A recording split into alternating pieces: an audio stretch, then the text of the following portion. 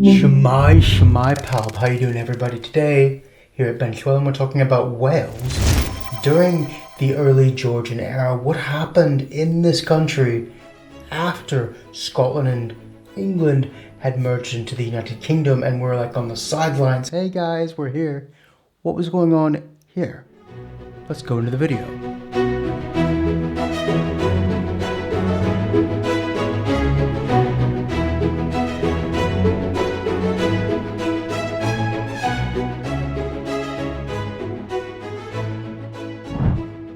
Wales in the Georgian era, at least the first half of that, could really be viewed as an unchanging society ruled by a landed aristocratic oligarchy, county by county, with great estate-run families sending their champions to parliament without the majority of our country having any say about the shape of this society. It was extreme laissez-faire capitalism of the landed class.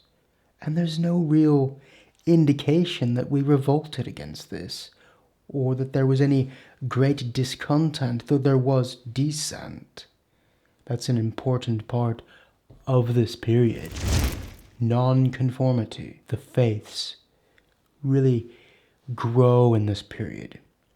At the beginning of this period, the Anglican Church, the adherents to that were over 90%, so less than 10% of the population were of this nonconformist variety. However, by this period's end, certainly by 1811, 15 to 20% of Wales was nonconformist. And then flash forward to 1851, and it's over 50%, and that's key to the next few videos. And the emergence of liberalism as a political force which anchors itself in these nonconformist communities. But in the meantime, this is a minority group. The society is shaped by the gentry and these ruling families, which for every purpose, there would emerge in each generation basically a Prince of Wales in his own right, even though not in title. For instance, Sir Watkin Williams Wynn of Winstay in his palace near Rhiabon, a patron of the arts, owning vast stretches of territory across the North and Mid Wales and into England, having great entourages of squires around them. However, as this period went on, there were fewer and fewer of these middle groups.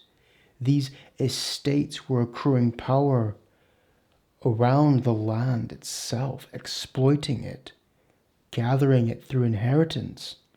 And the middle group, the squires, they were being squeezed out, and a new, servile middle class, teachers, shop workers, record keepers, those kinds of middle class people were emerging as a servant group to those landed aristocrats. And that changed our society. There was no way to dissent loudly, but there was a way to dissent quietly. Very quietly. It was very quiet. Nonconformity grew around the periphery. But how did we get here? Well, in the 1688 Glorious Revolution, the aristocracy took power from the king, essentially, and parceled it out amongst themselves. And for the immediate generations after, there was no real true power in the central government. It was this feudal oligarchy which had removed the feudal sense. It became aristocracy ruling county by county.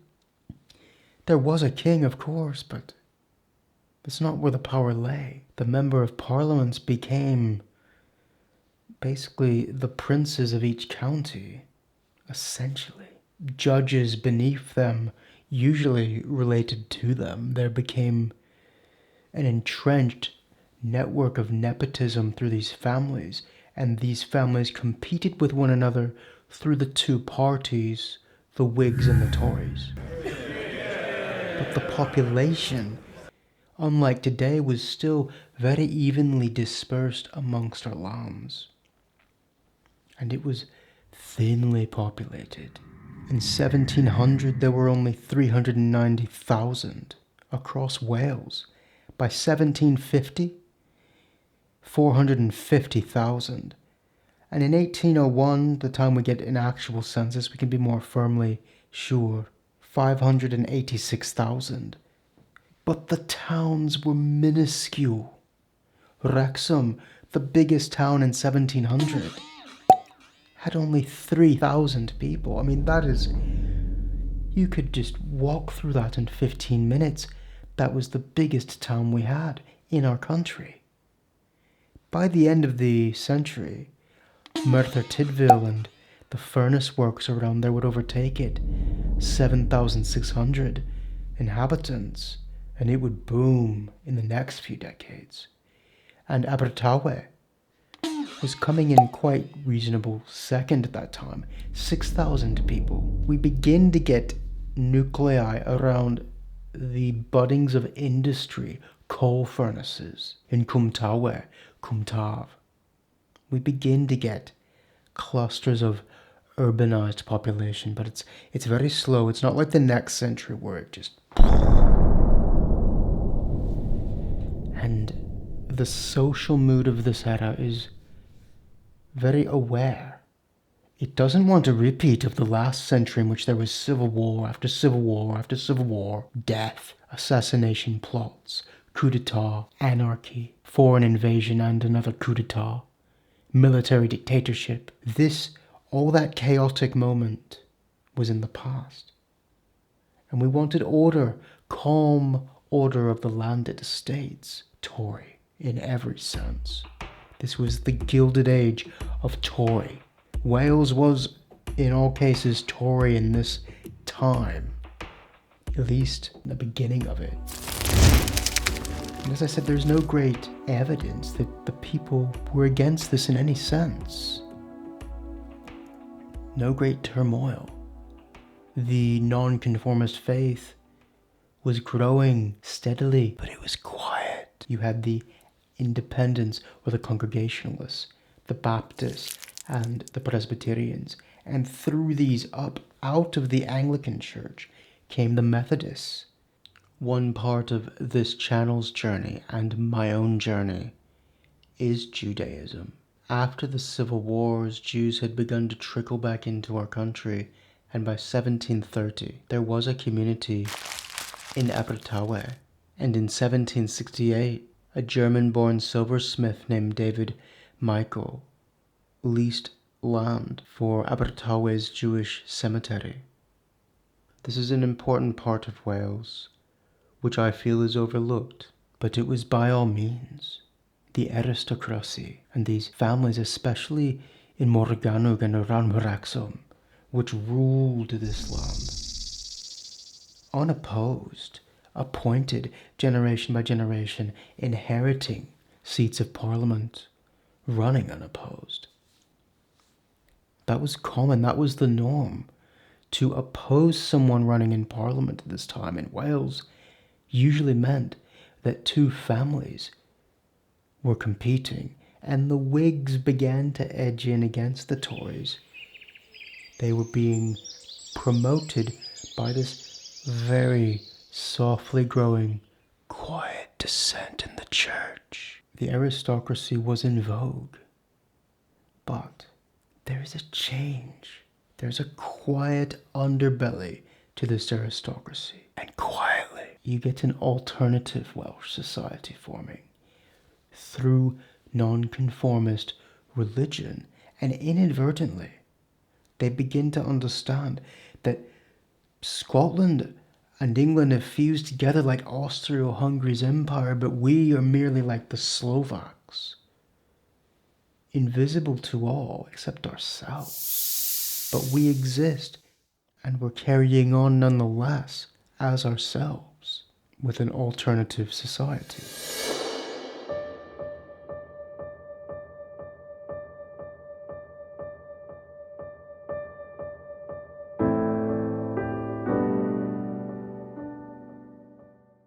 One major source of an alternative society lay in the scattered groups of chapels and schools of dissent, inheritors of the Puritan Revolution, who rejected the state church and wanted to carve out something of themselves, and they were doing so often through the Welsh language. They were still denied full citizenship, those independents, Baptists, and Presbyterians, at the national level, but formed a pressure group of 3 denominations aimed at the Whigs in Parliament.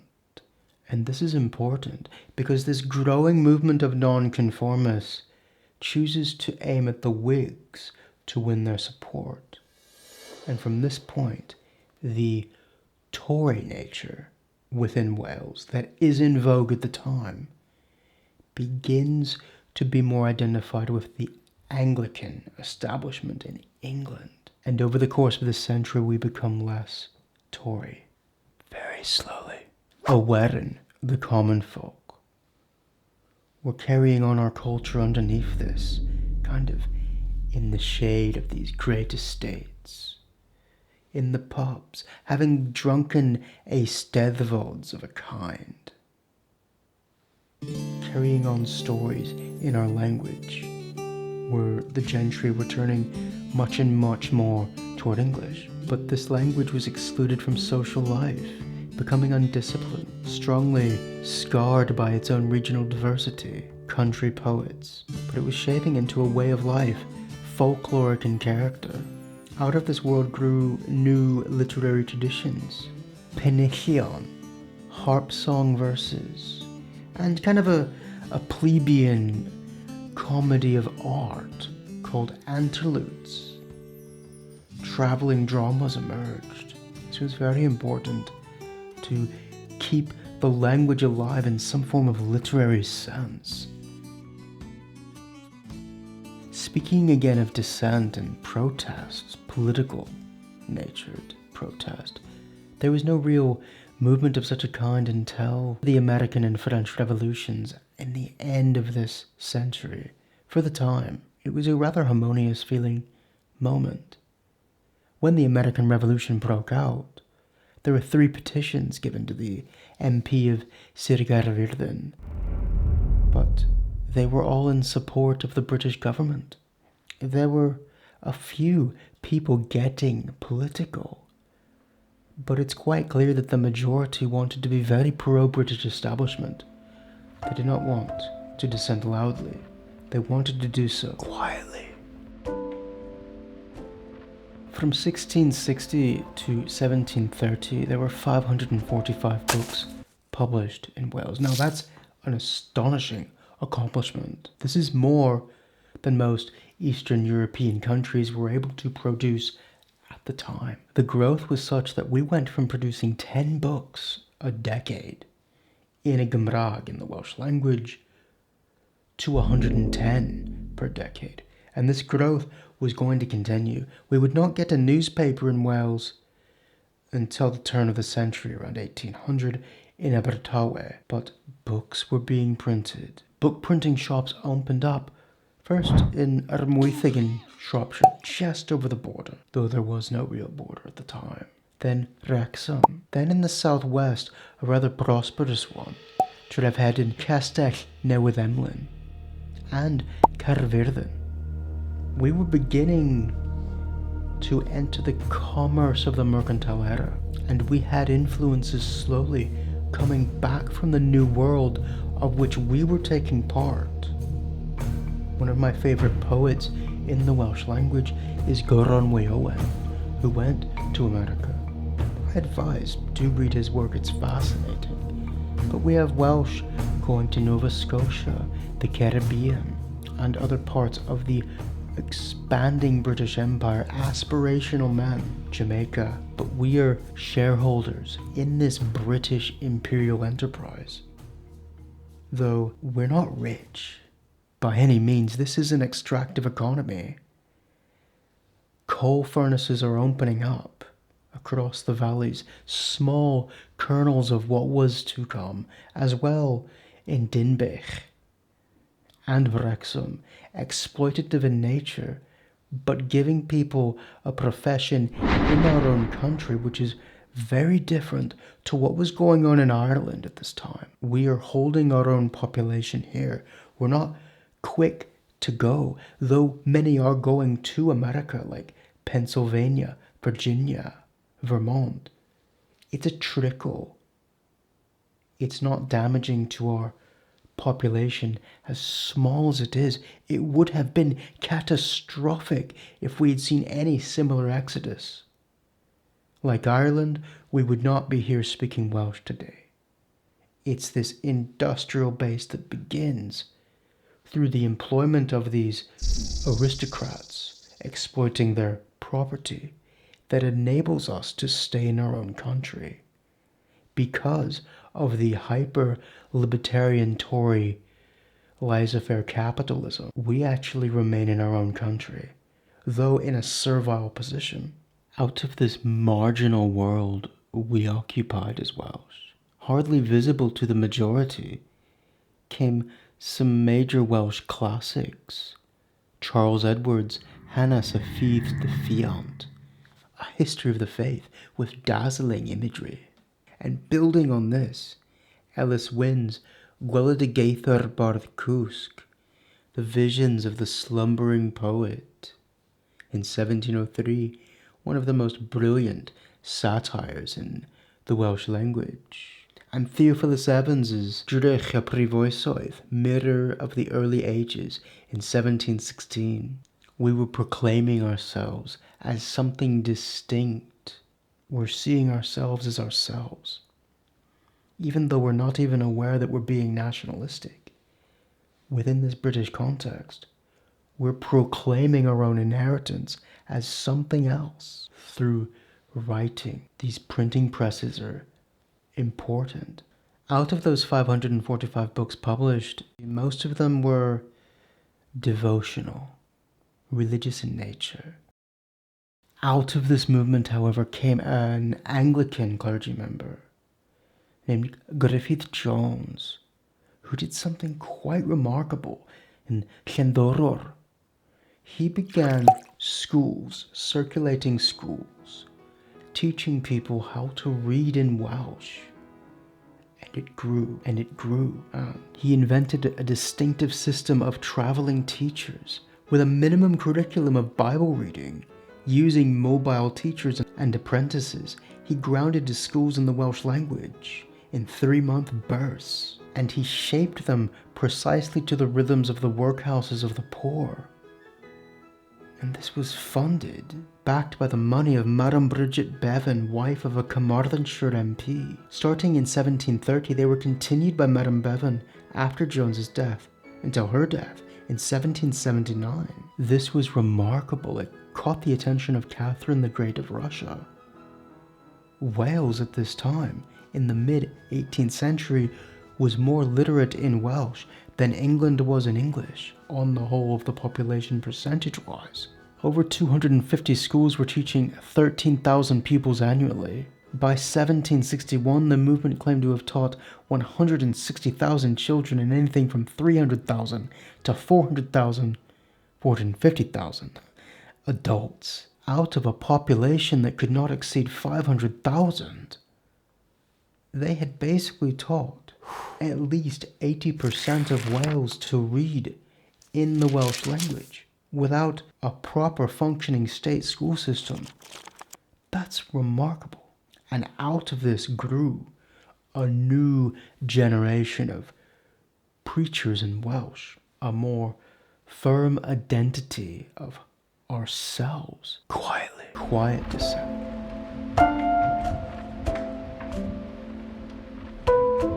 A central fact, perhaps the most important fact of the 18th century. The majority of the Welsh population had come to be able to read in the Welsh language. Through these schools, their own texts, they understood secular and Protestant imagery and were able to hold biblical discussions in writing through their own language. That's incredible. And it makes everything that comes after possible. frankly, because in terms of the dissent and the nonconformity spurring into liberalism, it makes that all possible. And this increase in literacy is coupled with that slow, quiet growth in nonconformity in the church, nonconformity in the church. And preachers emerge like Harris and Williams ben.llywelyn, who creates a flourishing of Welsh hymns. Perhaps the greatest hymn writer in the history of the Welsh language, ben.llywelyn. I think he invented the word nervai, nerves, a borrowing from English. We're changing in this period. New words are coming into our language, but they're coming from English. And our attitudes are changing quietly. We're dissenting from this Anglican Tory establishment quietly, because we don't want to be loud enough to ruin this incredible, peaceful, stable order that has developed after the ruptures of the last century. But that's not going to last. We come to the revolutions of America and France, and this changes us forever, because we, for the first time, begin to get political, and we come into a very, I don't want to say angry age, but an age that's more aware of ourselves in a political sense is coming. Diolch yn fawr iawn, thank you very much for watching. I do appreciate you making it to the end of this video. If you liked it, leave a like. If you'd like to help, please contribute. And for all of my Patreons who do contribute, or anyone who buys me a coffee that's super like, my deep felt gratitude, and my Patreon's on the screen now. Thank you very much.